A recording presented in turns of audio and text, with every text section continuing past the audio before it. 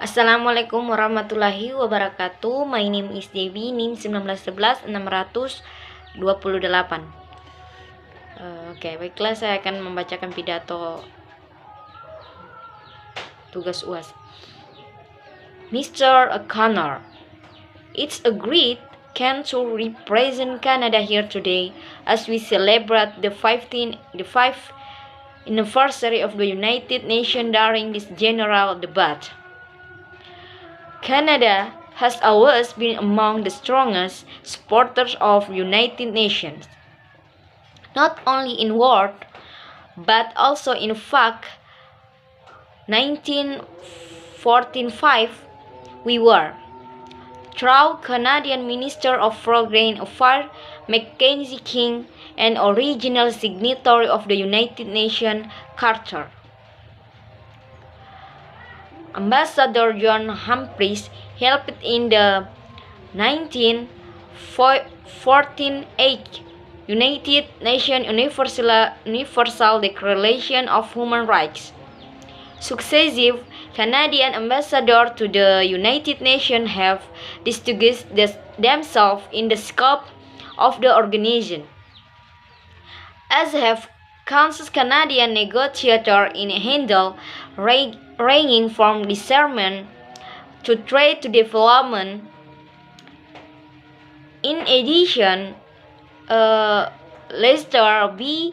Pearson have won a Peace Prize for his contribution to the success of the United Nations in establishing the first peace operation, that is in 1956.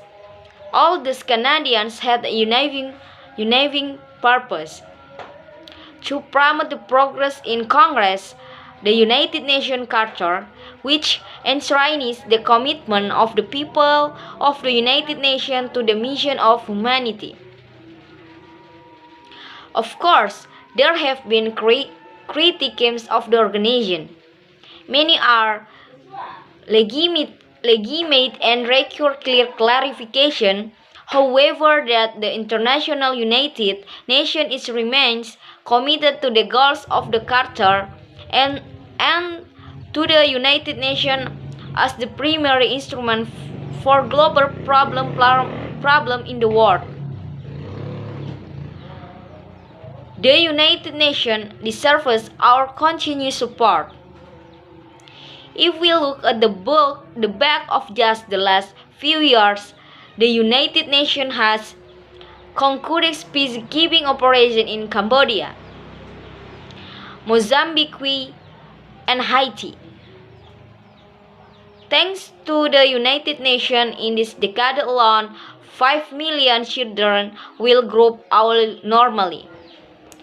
Children who would have been paralyzed by polio. This year, the United Nations is take action, as it does every year, to ensure a better life for the almost 23 million refugees in the world. Thank you. Assalamualaikum warahmatullahi wabarakatuh.